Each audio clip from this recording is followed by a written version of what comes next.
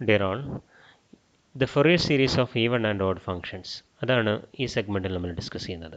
Even odd functions എന്നുള്ള concept നമുക്കറിയാം. ഒരു ഈവൺ ഫംഗ്ഷൻ്റെ അല്ലെങ്കിൽ ഓഡ് ഫംഗ്ഷൻ്റെ ഫൊറിയർ സീരീസ് നമ്മൾ നോക്കുമ്പോൾ അത് കുറച്ച് സിംപ്ലർ ആയിട്ടുള്ളൊരു ഫോം അറ്റൈൻ ചെയ്യുന്നതായിട്ട് നമുക്ക് കാണാൻ പറ്റും. അതിനെക്കുറിച്ചാണ് ഇന്നത്തെ നമ്മുടെ ഡിസ്കഷൻ. ആദ്യം ഈവൺ ഓഡ് ഫങ്ഷൻസിൻ്റെ കോൺസെപ്റ്റ് ഒന്ന് റീകോൾ ചെയ്തുകൊണ്ട് നമുക്ക് തുടങ്ങാം. See the definition. Suppose that f is a function whose domain contains the point negative x whenever it contains the point x. Then f is said to be even if f of negative x equal to f of x for every x in the domain of f. F is said to be odd if f of negative x equal to negative of f of x for every x.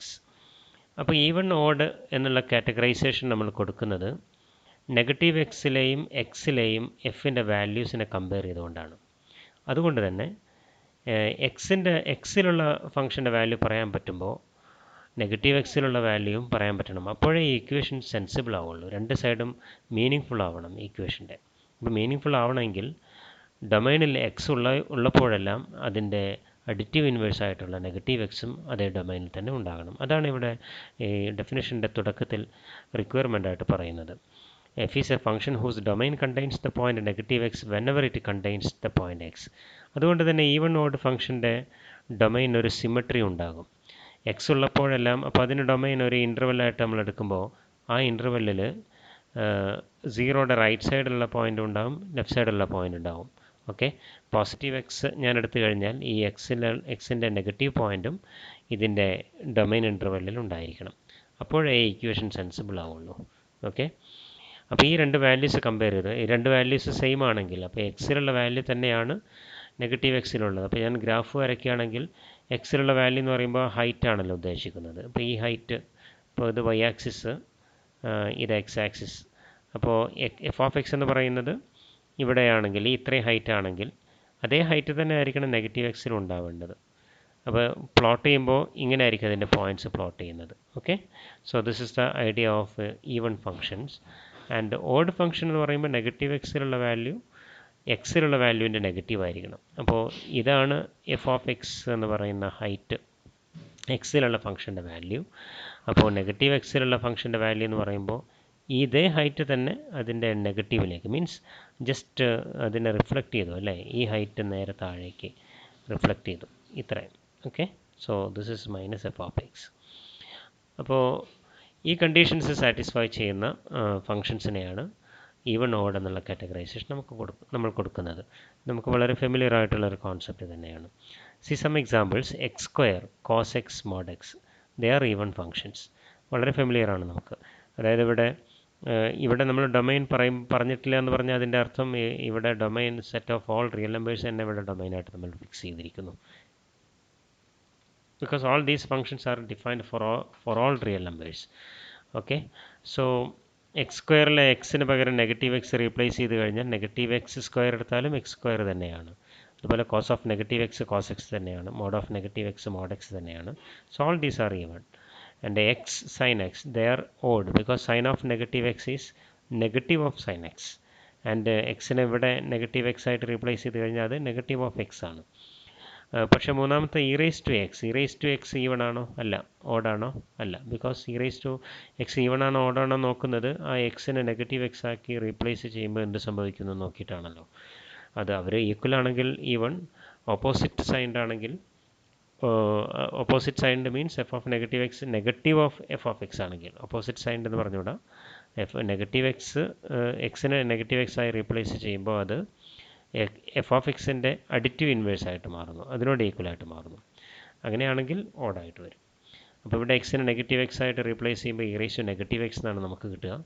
Erase to negative എക്സും erase to എക്സും രണ്ടും different functions ആണ്. അത് equal അല്ല, അത് ഒന്ന് മറ്റൊന്നിൻ്റെ നെഗറ്റീവുമല്ല. അതുകൊണ്ട് ഇത് ഈവണും അല്ല ഓടും അല്ല. C X square plus X, this function also neither even nor odd.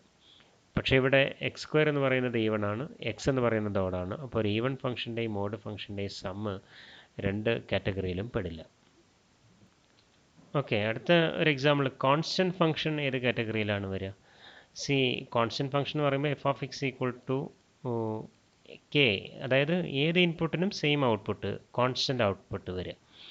അപ്പോൾ ഇവിടെ എക്സിനെ നെഗറ്റീവ് എക്സ് ആക്കി മാറ്റിയാലും എഫ് ഓഫ് നെഗറ്റീവ് എക്സ് ആണെങ്കിലും എന്ത് തന്നെ വരുള്ളൂ, കെ തന്നെ വരുള്ളൂ. So we see that every constant function or a constant function is even. A constant function is even. Okay. ഇനി കോൺസ്റ്റൻറ്റ് ഫംഗ്ഷൻ 0 ആണെങ്കിലോ, ഇത് F of X equal to 0 എന്നെടുത്താലോ. See f of X equal to 0, that is constant function 0. Constant function 0 constant function even ആണ്, ഉറപ്പാണ്. പക്ഷേ ഇത് ഓഡായിട്ട് നമുക്ക് കാണാൻ പറ്റും. കാരണം എഫ് ഓഫ് നെഗറ്റീവ് എക്സ് എന്താ വരിക, എഫ് ഓഫ് നെഗറ്റീവ് എക്സ് എടുത്തു കഴിഞ്ഞാലും 0 തന്നെയാണല്ലോ. 0യെ നെഗറ്റീവ് 0 എന്ന് എഴുതാമല്ലോ. They are same, both are same. 0യുടെ additive inverse 0 തന്നെയാണ്. നെഗറ്റീവ് 0യുടെ മീനിങ് നമുക്ക് അഡിറ്റീവ് ഇൻവേഴ്സ് എന്ന് വായിക്കാം. 0 is the only number whose additive inverse is itself. Okay, only real number whose additive inverse is itself. അപ്പോൾ negative 0 എന്ന് പറയുമ്പോൾ that is negative F of X. So F of negative X equal to negative F of X എന്ന് പറയുന്ന odd ഫംഗ്ഷൻ്റെ കണ്ടീഷനും ഈ constant function 0 satisfy ചെയ്യുന്നുണ്ട്. അപ്പോൾ 0 function is both even and odd. So 0 function is both even and odd. Is both even and odd. And 0 is the only such function. This is only such function. This is only such function. Okay, there is no other function having this quality. അതായത് ഒരേ സമയം ഈവണും ഓഡും ആവുന്ന വേറൊരു ഫംഗ്ഷനും ഇല്ല, അത് 0 മാത്രമാണ്. Okay, അത് നിങ്ങൾക്ക് വളരെ ഈസി ആയിട്ട് കാണിക്കാൻ പറ്റും. ഒരു ഫംഗ്ഷൻ ഈവണും ആണ് ഓഡും ആണെന്ന് അസ്യൂം ചെയ്താൽ നമുക്ക് പറയേണ്ടി വരും എഫ് ഓഫ് എക്സും നെഗറ്റീവ് എഫ് ഓഫ് എക്സും ഈക്വൽ ആണെന്ന് പറയേണ്ടി വരും. ഈവൺ ആണെങ്കിൽ ഇവർ രണ്ടുപേരും ഈക്വൽ ആണല്ലോ, ഓഡാണെങ്കിൽ ഇവർ രണ്ടുപേരും സെയിം ആണെന്ന് പറഞ്ഞാൽ നെഗറ്റീവ് എഫ് ഓഫ് എക്സ് ആണ് എഫ് ഓഫ് നെഗറ്റീവ് എക്സ്. അപ്പോൾ ഇതിൻ്റെ ഈ രണ്ട് ഇക്വേഷനും സാറ്റിസ്ഫൈ ചെയ്യുന്ന ഒരു ഫംഗ്ഷനെ സംബന്ധിച്ചിടത്തോളം എന്ത് പറയേണ്ടി വരും, നമുക്ക് എഫ് ഓഫ് എക്സും നെഗറ്റീവ് എഫ് ഓഫ് എക്സും ട്രൂ ഈക്വൽ ആണെന്ന് പറയേണ്ടി വരും for every X. F of X equal to negative F of X for every എക്സിൽ നിന്ന് നമുക്ക് എന്ത് പറയാം, F of X equal to 0 for every X എന്ന് പറയാം. അതായത് അത് കോൺസ്റ്റൻറ്റ് ഫംഗ്ഷൻ 0 ആയിരിക്കണം. അപ്പോൾ ഒരേ സമയം ഈവണും ഓഡും ആകുന്ന ഫംഗ്ഷൻ അത് 0 ഫംഗ്ഷൻ മാത്രമാണ് എന്ന് നമുക്ക് പറയാൻ പറ്റും. Now let's see some elementary properties of even and odd functions. All these properties are very familiar to us. ആദ്യത്തെ പ്രോപ്പർട്ടി പറയുന്നത് if f and g are even functions then alpha times f plus beta times g is even for every real numbers alpha and beta. Alpha times F plus beta times G നമ്മൾ സാധാരണ പറയുക, mathematical ടെർമിനോളജിയിൽ പറയുക എഫിൻ്റെയും ജിയുടെയും ഒരു linear combination എന്നാണ് പറയുക. അതായത് എഫിൻ്റെ ഒരു സ്കേലാർ മൾട്ടിപ്പിൾ പ്ലസ് ജിയുടെ ഒരു സ്കേലാർ മൾട്ടിപ്പിൾ. അപ്പോൾ എഫിൻ്റെയും ജിയുടെയും സ്കേലാർ മൾട്ടിപ്പിളുകളുടെ സമ്മിനെ ലീനിയർ കോമ്പിനേഷൻ എന്നാണ് പറയുക. ഇവിടെ ആൽഫയ്ക്ക് 1ഉം ബീറ്റയ്ക്കും 1 കൊടുത്തു കഴിഞ്ഞാൽ എനിക്ക് എഫ് പ്ലസ് ജി കിട്ടും. അതുപോലെ ആൽഫയ്ക്ക് 1 ബീറ്റയ്ക്ക് നെഗറ്റീവ് 1 കൊടുത്താൽ എനിക്ക് എഫ് മൈനസ് ജി കിട്ടും. അങ്ങനെ സാധ്യമായിട്ടുള്ള കോമ്പിനേഷൻസ് ഏത് വേണമെങ്കിലും എടുക്കാം.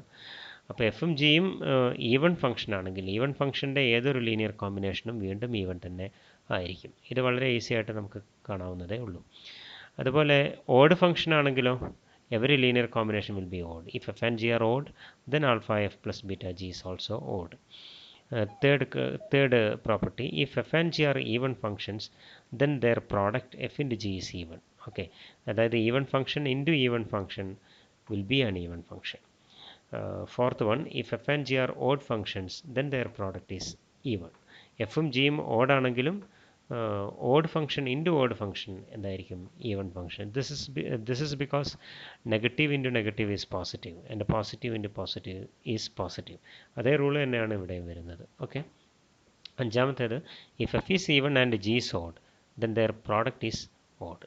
ഓക്കെ, ഒരു ഈവൺ ഫംഗ്ഷൻ്റെയും ഒരു ഓഡ് ഫംഗ്ഷൻ്റെയും പ്രോഡക്റ്റ് ഓഡായിരിക്കും. Just like positive into negative is negative.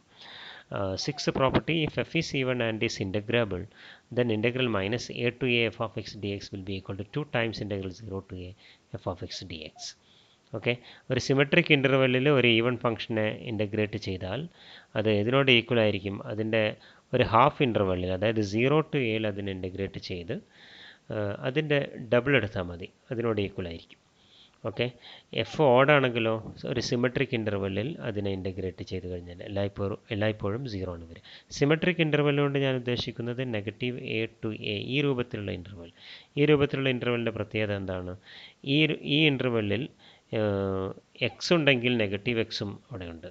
അതാണ് ഈ ഇൻ്റർവെല്ലിൻ്റെ പ്രത്യേകത. അതാണ് സിമെട്രിക് ഇൻ്റർവെല്ലിൻ്റെ പ്രത്യേകത. അപ്പോൾ അതിൻ്റെ മിഡ് പോയിൻ്റ് 0 ആയിരിക്കും.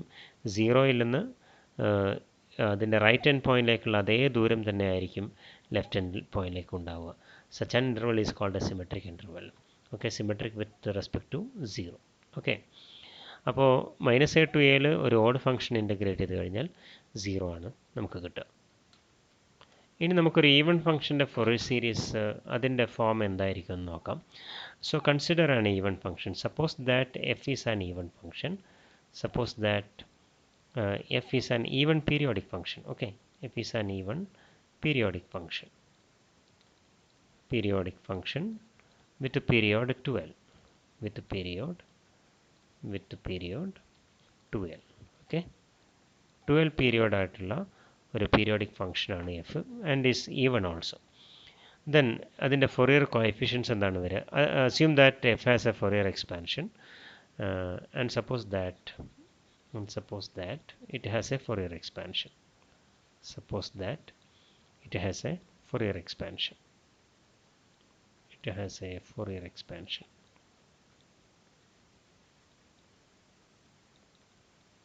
Okay, then Fourier coefficients എന്ത് വരും? Then its coefficients are Fourier coefficients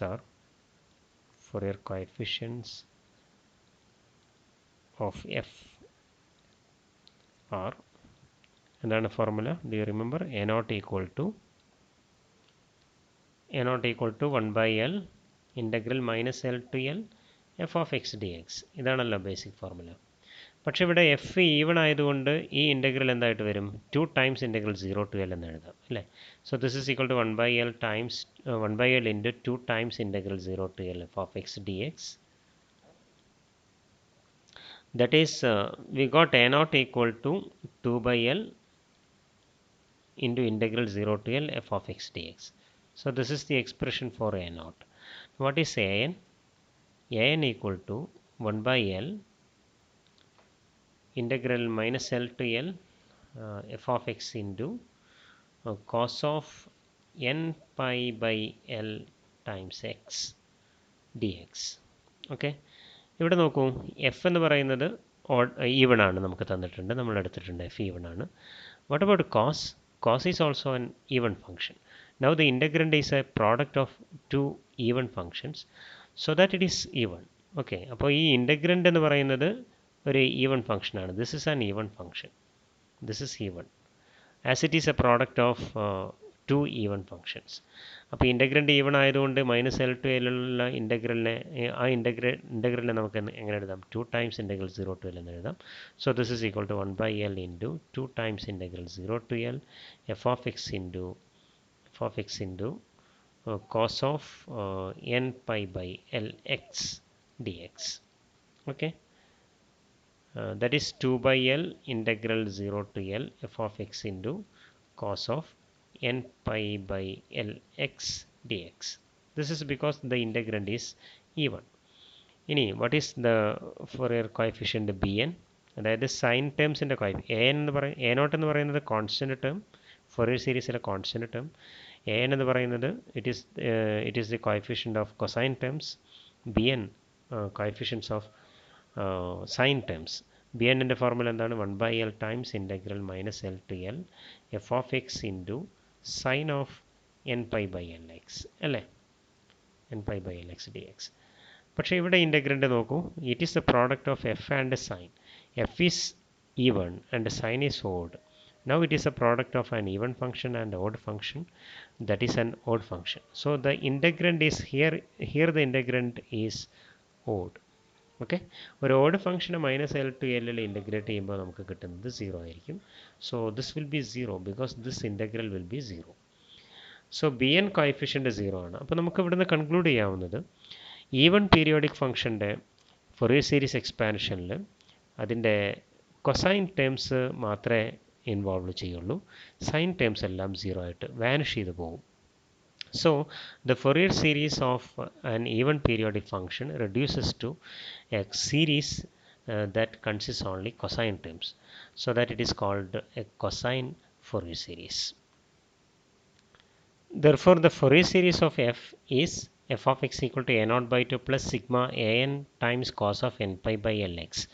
bn terms ഇല്ല, bn എല്ലാം 0 ആയി പോയതുകൊണ്ട് പിന്നെ ആ ടേംസ് എഴുതേണ്ട കാര്യമില്ല. where a naught is given by the formula 2 by l times integral 0 to l f of x dx, an equal to 2 by l into integral 0 to l f of x into cos of n pi by lx dx. This series consists only cosine terms and is called a cosine series. അല്ലേ, ഈ സീരീസിൽ cosine terms മാത്രമേ ഉള്ളൂ. Constant term ഉണ്ട്.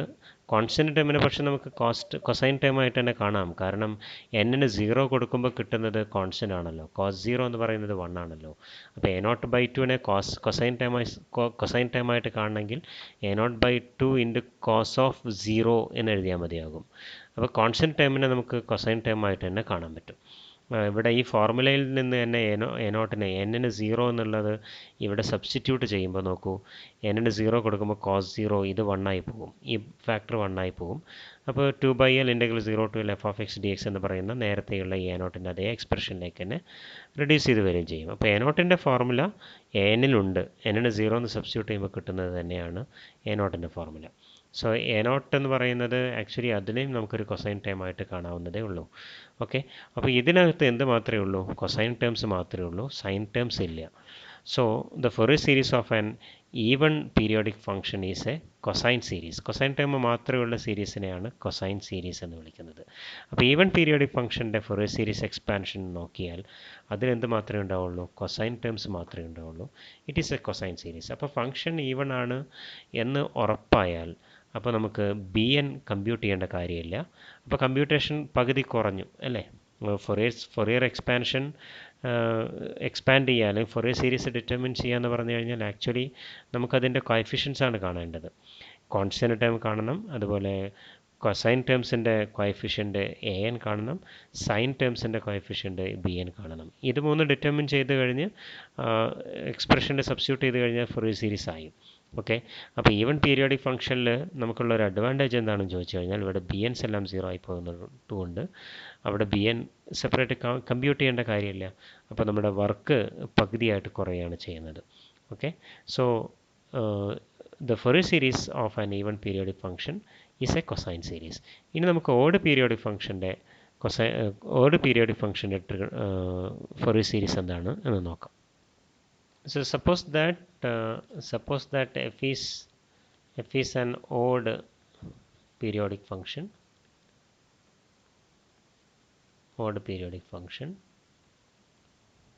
which has a Fourier expansion. Okay, which has a Fourier expansion. അപ്പോൾ ഇവിടെ coefficients നമുക്കൊന്ന് നേരത്തെ എഴുതിയ പോലെ തന്നെ ഒന്ന് എഴുതി നോക്കാം. Then what is the Fourier coefficients? Then Fourier coefficients are given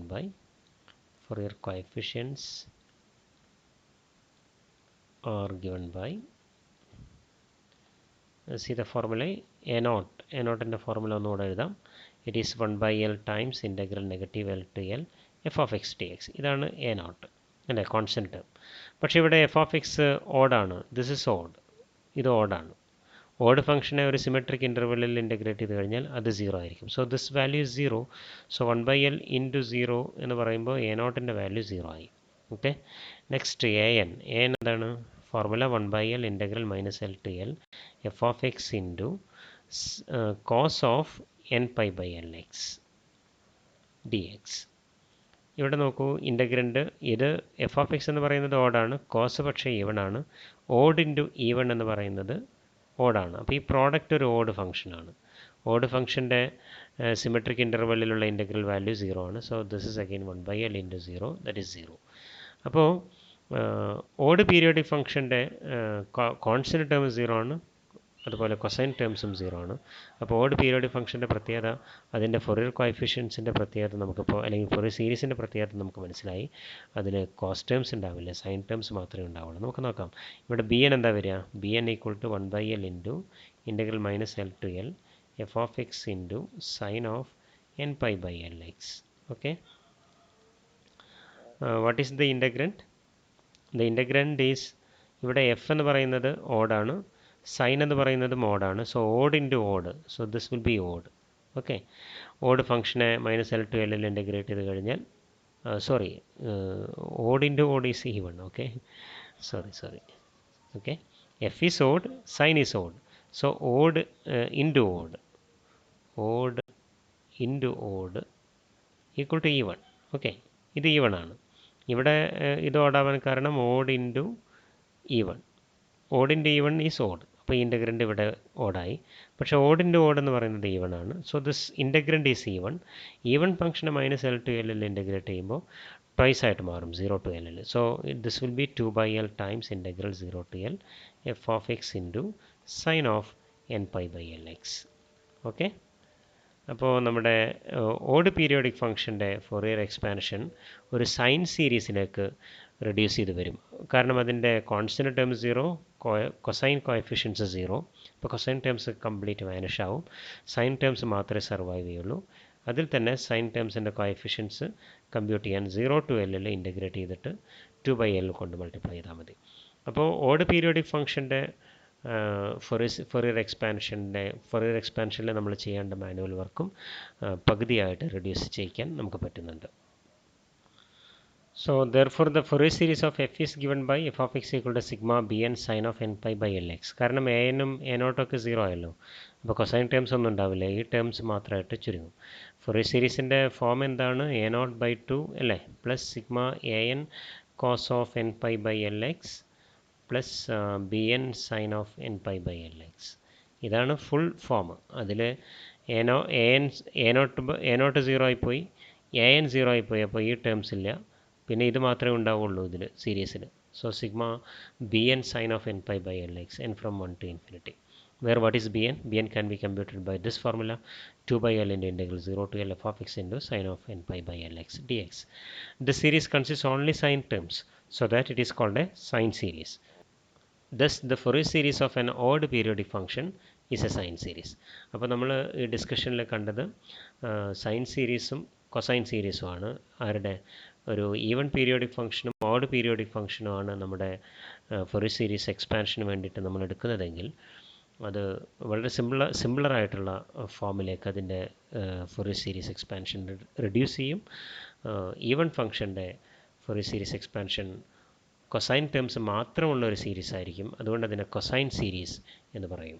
കാരണം അതിൻ്റെ bn കോഎഫിഷ്യൻസ് എല്ലാം 0 ആയിട്ട് മാറും. പക്ഷേ ഓഡ് പീരിയോഡിക് ഫംഗ്ഷനാണ് എടുക്കുന്നതെങ്കിൽ നേരെ തിരിച്ചാണ് സംഭവിക്കുക.